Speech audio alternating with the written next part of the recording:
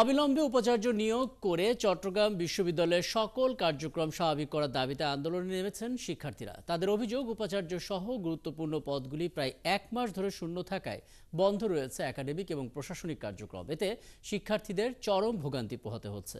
মাহফুজুর শুভ্রের তথ্য এবং ছবিতে চট্টগ্রাম থেকে প্রণবেশ চক্রবর্তীর প্রতিবেদন।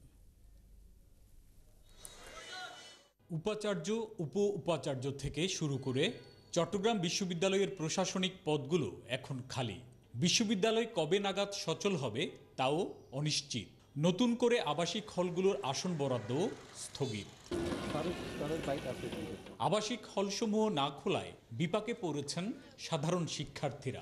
আমরা সকল উপদেষ্টার কাছে সবসময় এবং আমাদের যারা ছাত্র প্রতিনিধি রয়েছে তাদের কাছে সবসময় আমরা বলার চেষ্টা করছি চট্টগ্রাম বিশ্ববিদ্যালয় বিসি দ্রুত সময় দেওয়া হোক। আমাদের যারা সাধারণ শিক্ষার্থী আছেন তারা সেশন জট সমস্যার সম্মুখীন হবে বলে আমরা মনে করছি এবং এই সমস্যা থেকে দ্রুতই আমাদের উত্তরণের দরকার। এই জন্য আমরা চাই দ্রুততার ভিত্তিতে আমাদের উপাচার্য নিয়োগ হোক। অন্যদিকে বিশ্ববিদ্যালয়ে 2 মাসেরও বেশি সময় ধরে বন্ধ ক্লাস ও পরীক্ষা কার্যক্রম। এমন অচলাবস্থায় সেশন জটের শঙ্কায় আন্দোলনে নেমেছেন ক্ষুব্ধ শিক্ষার্থীরা। এই বিসি এবং সপ্তম না থাকার কারণে আমাদের বিশ্ববিদ্যালয়ের সকল একাডেমিক থেকে শুরু করে একাডেমিক, প্রশাসনিক এবং হলের কার্যক্রম প্রায় সব কিছু স্থবির হয়ে আছে এবং স্থগিত হয়ে আছে। এদিকে সিন্ডিকেটের সিদ্ধান্ত ছাড়া বিশ্ববিদ্যালয়ের একাডেমিক কার্যক্রম শুরুর সিদ্ধান্ত দিতে পারছে না কর্তৃপক্ষ।